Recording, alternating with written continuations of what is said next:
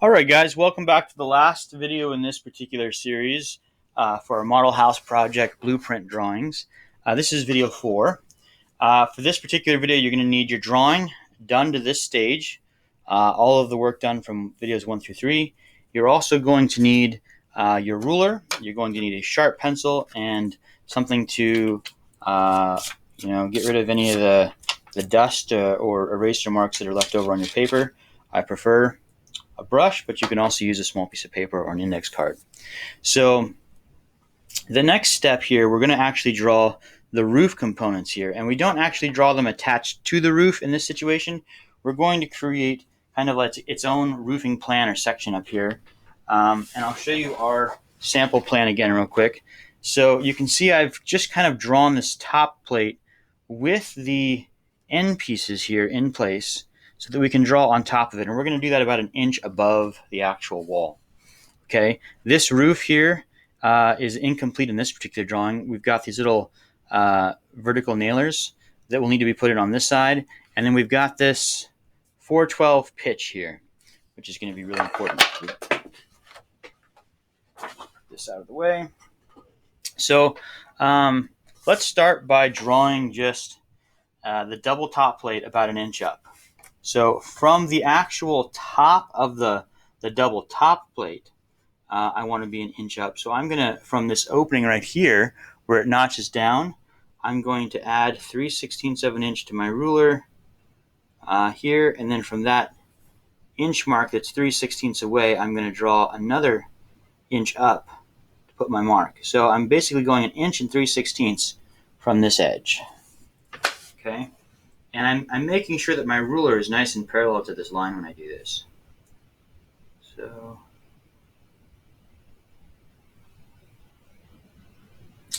again, I'm going to move up inch and 3/16.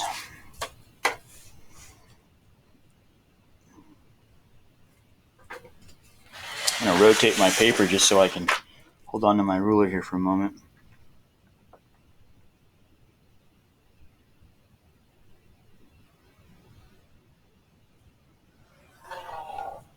Okay, so that'll be this top plate. We need to come up 3/16 in thickness.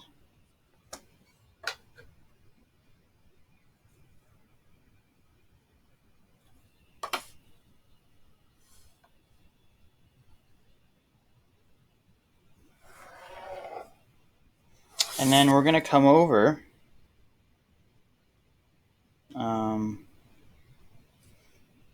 by the thickness of the overlapping double top plate and put this little box in here. I don't have lines there to eyeball parallel, so I'm going to have to actually put a mark on this one of 7/16 so that I can connect the two dots. And then when we're looking at it from this view now, if this piece were actually connected in place, you'd be looking at the end grain, here in this case, the end grain of the board. And so anytime you're looking at end grain on a blueprint, you need to signify that by showing an X in it. When you X out the framing, you're looking at the end grain.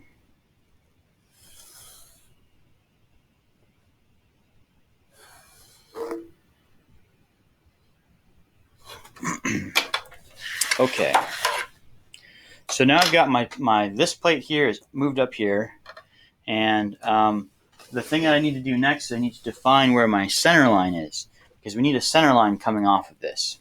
And so if I put my ruler back on here, this should still be 12 from side to side, and center should be right at 6. So I'm going to put a little dot here at 6. Then, in order to get a line going straight up, I need a distance from some other point. So it can be from the edge of the paper over here or the edge of the paper over there. Since we're further to this side, my ruler won't reach there. I'm going to use this side. And pull this towards me just a second so I can just see this ruler. We're going to go from 0 to that point. For me, that point is basically at 11 and 9/16. So I'm going to come up here near the top of the paper. I'm going to give myself a point. It's the same distance. And then from here, I'm going to draw, this line is not going to stick around. It's a temporary line, so it needs to be a very light line. And you can do that by holding your pencil all the way at the very end, letting it sit in the groove, but not actually putting any pressure on it, pulling it back very, very, very lightly. You probably can barely see, I don't know if you can even see the line that I drew on there. You kind of see the line? It's very, very light. It'll be very easy to erase. Okay? So from that center point now, what I need to do is I need to draw, I need to figure out where my rafters are going to intersect so I can draw my center studs. There's going to be a center stud here, and then there's going to be a ridge board that's running the full length down here.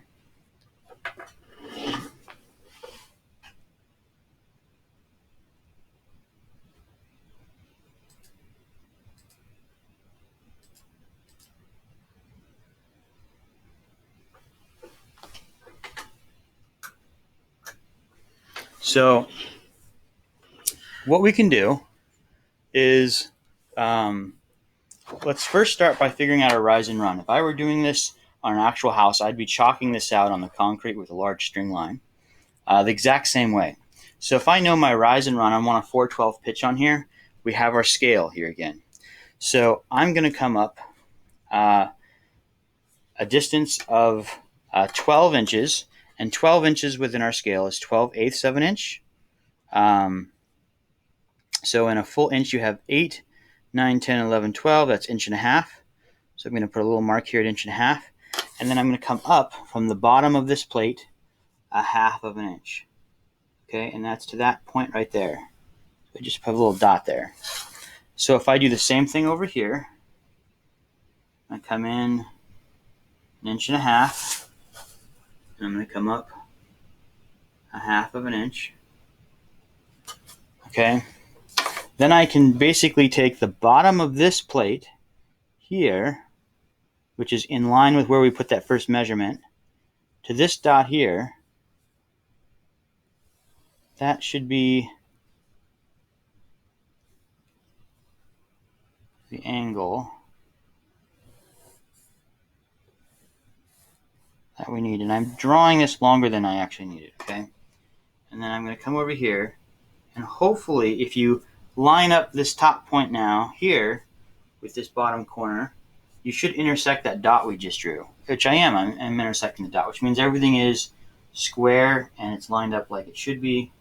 That's a good sign, okay? So that'll give us the overall top angle of the roof. But now we need to make things larger from here. We need to make them more dimensional, at least two-dimensional. And so that's the bottom of the 2x6. So now we need the top of the 2x6.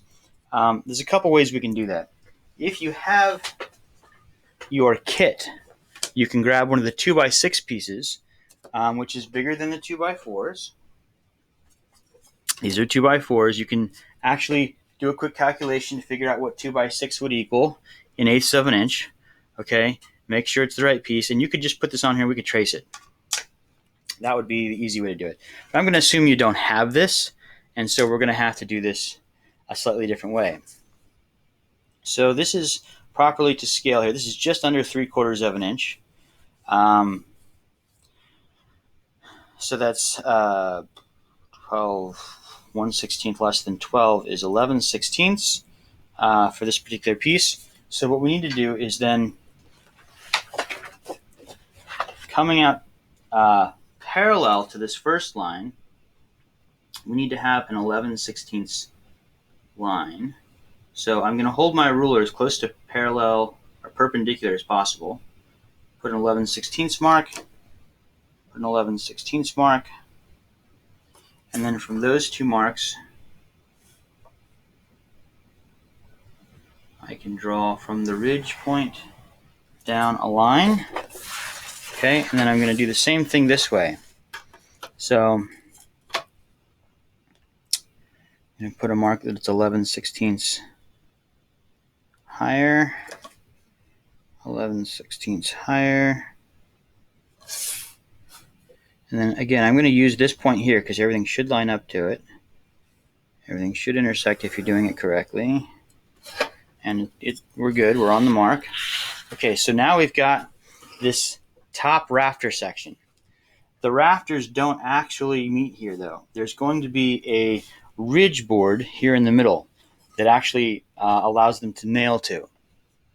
So we got to draw the ridge in. The ridge is going to be a piece of 2x material kind of going down the roof this way. And so if this is a 2x6, the ridge has to be one size bigger at least, depending on the length of it. But we're going to call it a 2x8. So in order to do that, I need to put half of from the center line, half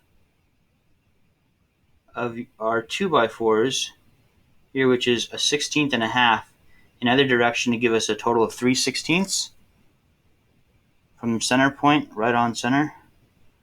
So a 1/16 and a half, a 1/16 and a half. And then I'm going to draw a line actually that is connecting that dot and connecting that dot. So everything that's in between those two lines now can go away. We don't need the center line anymore. It's served its purpose. I'm going to need this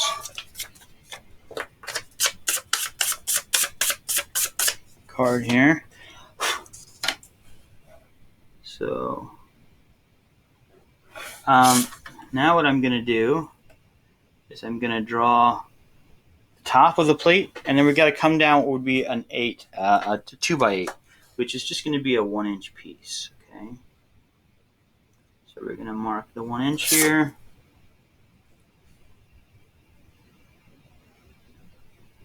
Again, we're looking at the end of this board here. So this needs to have an X from corner to corner. And then we've got some straight pieces in here. In addition, we need to have the joists that are going to be in here.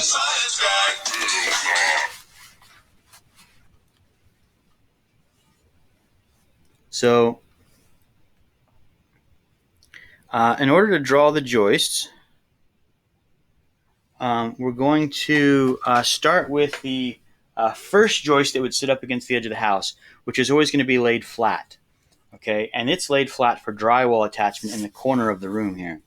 So to do that one, we're going to come up from either side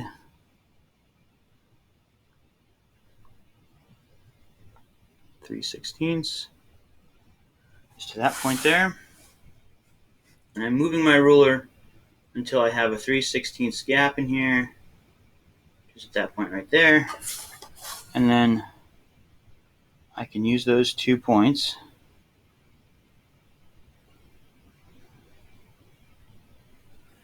and hold my ruler nice and firm to draw the line that goes all the way across here. And now we also have some hidden area. There's going to be more of it that's behind the wood. It's still there though. So every 1/8 of an inch, every other 1/8 of an inch I should say, we're going to draw a little dash, making a dotted line. It's going to represent something that's there that you don't see. Okay. So again, I'm going to put my ruler up here, and we're going to dash every other 1/8 of an inch.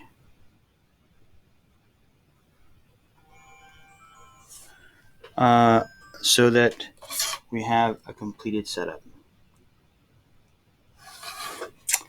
All right, there's that beam. We'll have to continue this in a second video.